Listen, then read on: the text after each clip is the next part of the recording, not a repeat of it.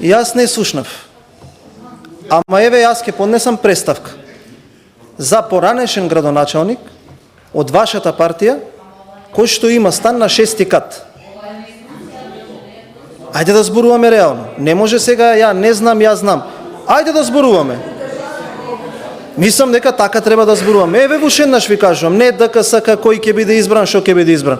Кој е тој кој што тргува со влијание, каде има стан и за кој урбанистички план? Ве молам да не кружиме. Ајде директно. Еве пак ве повикувам. Уште еднаш го поставувам прашањето.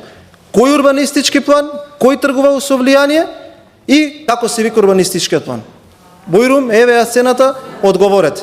Затоа што зборуваме со инсинуации. Позади тоа што го зборувам, јас стојам, кажав, има фирма во Дојран, 20.000 метри квадратни, собственици Никола Филипче и Вица Заев. Да, постои фирмата во Битова, не се кријам јас, не кажувам тој ќе провери, овој ќе провери. Не може веќе така. Што би рекол почитуваниот колега Пренџов, експерти не.